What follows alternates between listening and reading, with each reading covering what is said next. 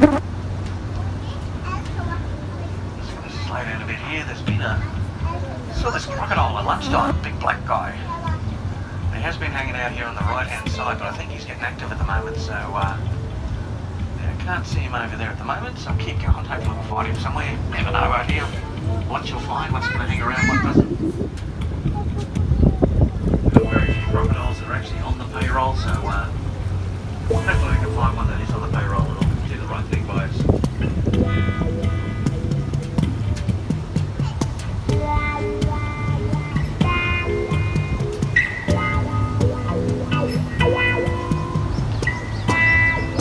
Very active at night time, so unfortunately they call this a sunset cruise, but the sun sets well after we get back. We're going to get back at 6:30. The sun doesn't set till well after 7. But around about 6 o'clock I'm hoping some of our crocodiles will be starting to get a little bit active. We get a little bit of cloud cover, and even a little bit of rain's okay, not a lot of rain like we got yesterday. I'm actually in favour as far as the crocodiles go.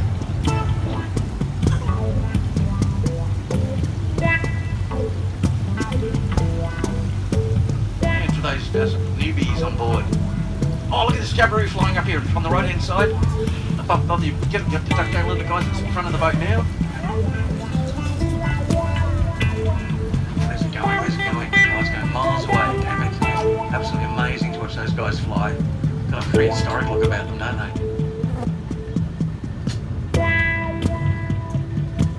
Oh, it's going miles away. Come back. Right back. Once again, that's enough to talk to the boss. Hasn't got enough payroll. Just disappearing on us lately, so.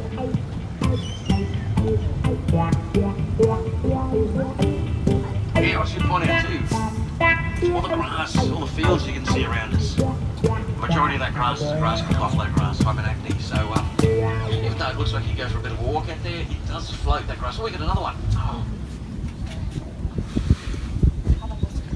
Look, there's the water coming out of itself.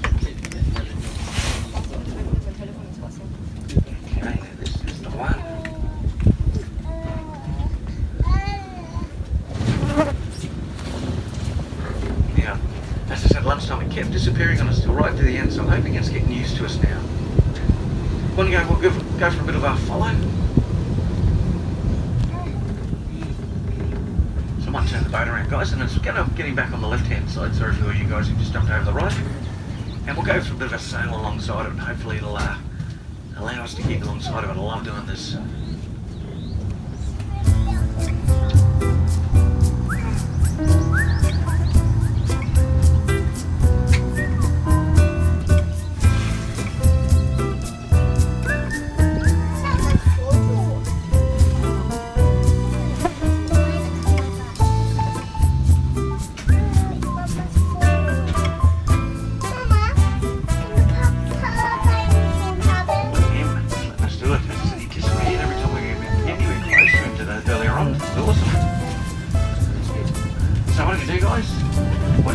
Sail alongside of him, so I'm going to put him on the left hand side obviously, so jump back on the left. We'll just go gliding along with him, hopefully he'll start to stay above water for us.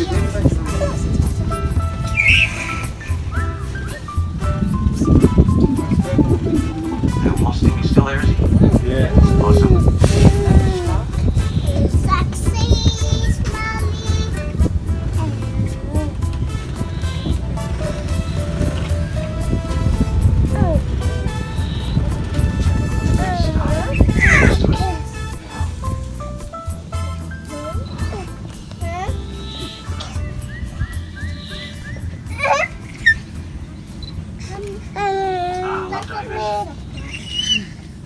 A little bit of scarring on top of his head, a little bit of a fight there. But how big do you reckon he is? 3.5? Yeah, we're looking there. That's why we couldn't tell if it's a male or a female. I think it's a female. Possibly. You can't tell by just looking at it though. No. And the maximum size of the females is about 3.5 metres. Now I reckon this is a female. I do know the big alpha male in this area. His name's Van Gogh. He's a bit bigger than her. And if he was male of this size in his area, that he would not tolerate him being here. He'd come over big old female, this one. Another reason I'm thinking she's been in this area a long time, she's looking quite comfortable. She's got quite a, so the big males have quite a big area. They patrol those areas, and inside their areas they also have a heap of females. Now depending on the size and age of that female, they've got a big territory as well inside the male's territory. So she's been going up and down a fair distance here, so I reckon she's got a nice big territory. Another reason I think she's been here for a while is just by the coloration. Now crocodiles, they're natural to stand with pressure of any animal in the world, but they obviously haven't got sideways bending teeth like us, and they can't chew, so they have to grab a hold and they spit just to break a bit of flesh off. That's how we got the leg off. Like a lot of work. A hell of a lot of work. But main thing too, they're in these waterways, they love the barramundi. They're just like humans, that's what they're here for. The fish. Oh, it comes up one thing. Oh, I don't know if you saw that, you see that eye then? That's one of the other things about this animal, they got 3 sets of eyelids. So they got upward and downward moving out of one, but on the inside they got a pair of ears. See that, just to protect her eye then? Yeah, a little transparent eyelid. Which also works like a bit of a swimming goggle, so that's the other thing you have to watch out. In water, near water like this, you can't see anything. They'll be underwater and they can see us quite clearly, yeah. Or reasonably clear, I should say, quite clearly. Isn't she beautiful? Is that still soon? You guys happy to just keep following along for a little bit?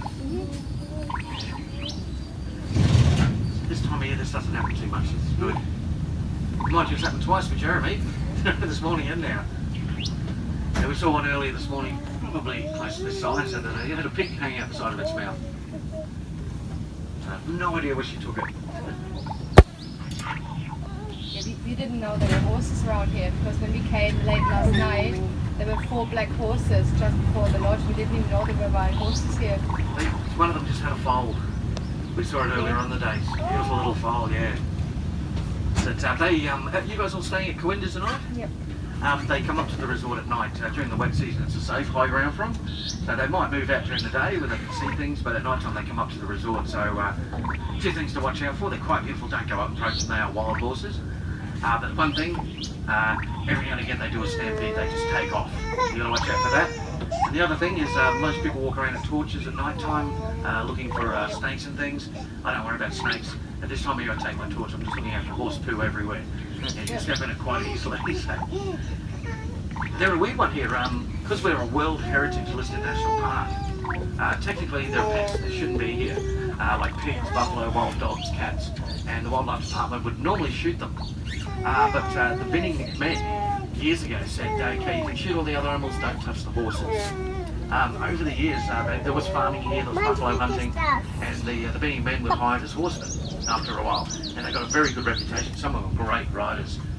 And so they've adopted, as they do, over a few generations, they've adopted in the horses as part of their lifestyle. Oh, okay. So they're kind of like their pets, so they said, yeah, please don't touch the horses. And they're really good looking horses too. Yeah, they look really nice. Is that what the shit is on the highway? On the highway, you will The get, road in Kakadu. you just asked the feces, the poo, what's called poo, that you see on the roads.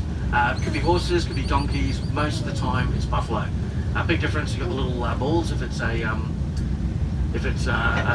horse or a donkey. If it looks like a mud cake, that's your buffalo. Oh, okay. Yeah, no, because it's sort of fair bit. But... Oh yeah, you see it all over the place, yeah.